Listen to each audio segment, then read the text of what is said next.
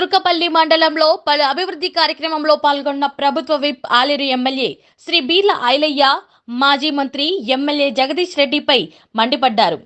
జగదీష్ రెడ్డి, నువ్వు కేసీఆర్ కు మందులో సోడా పోసే నువ్వు కూడా కోమటిరెడ్డి వెంకటరెడ్డిని విమర్శించడం సరికాదన్నారు.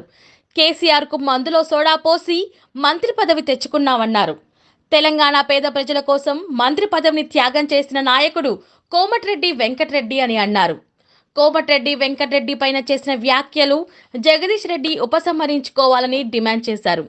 భూమికి జానెడు లేని నువ్వు మాట్లాడితే నీకు ప్రజలు, మహిళలు బుద్ధి చెబుతారని హెచ్చరించారు.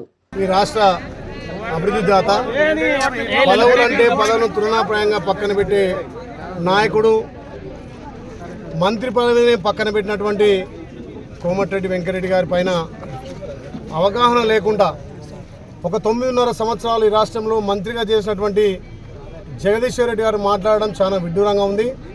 మరి వీళ్ళకు మతి స్థిమితం పోయి మాట్లాడుతున్నారా, పదవి పోయిందన్న బాధతో మాట్లాడుతున్నారా? గతంలోనే ఉమ్మడి రాష్ట్రంలోనే కోమటిరెడ్డి వెంకటరెడ్డి గారు పదవిని తృణాపాయంగా పక్కన పెట్టిండు. పదవి ముఖ్యం కాదు, నా తెలంగాణ ప్రజల ఆత్మ గౌరవం ముఖ్యం, తెలంగాణ ప్రజల అభివృద్ధి ముఖ్యం అని చెప్పి మంత్రి పదవి పక్కన పెట్టినటువంటి కోమటిరెడ్డి వెంకటరెడ్డి మీద భూమికి ఛానల్ లేనోడు మాట్లాడితే అసలు గ్రామాలలో ప్రజలు నవ్వుకుంటున్నారు.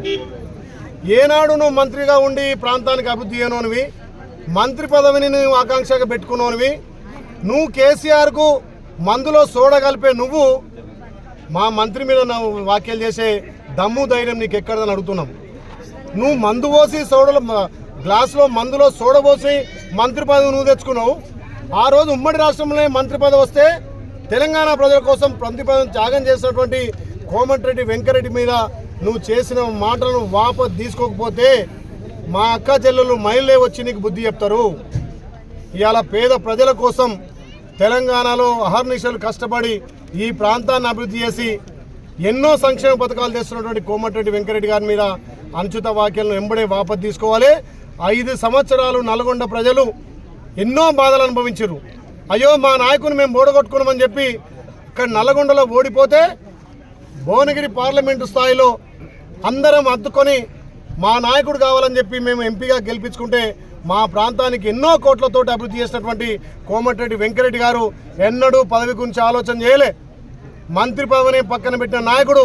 అలాంటి నాయకుని పైన మీ అనాలోచితమైన వ్యాఖ్యలను తీవ్రంగా ఖండిస్తున్నాం.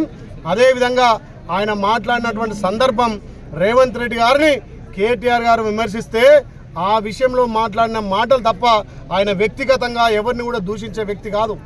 ప్రతి ఒక్కరిని ఆయన హద్దుకుంటాడు, ప్రతిపక్షాలను గౌరవిస్తాడు, అన్ని పార్టీలను గౌరవిస్తాడు. అభివృద్ధి ధ్యేయంగా పనిచేసే కోమటిరెడ్డి వెంకటరెడ్డి మీద చేసినటువంటి వ్యాఖ్యలను జగదీశ్వర్ రెడ్డి ఉపసంహరించుకోవాలి. లేకపోతే నీకు తెలంగాణలో పుట్టగతులుండయి. ఇప్పటికైనా నువ్వు మంత్రి కోమటిరెడ్డి వెంకటరెడ్డి గారికి క్షమాపణ చెప్పాలని చెప్పి మేము ఇక తెలంగాణ ప్రభుత్వ విప్గా డిమాండ్ చేస్తున్నా. లేకపోతే తెలంగాణ ప్రజలే మీకు రాబోయే రోజుల్లో బుద్ధి చెప్తారని చెప్పి హెచ్చరిస్తున్నా.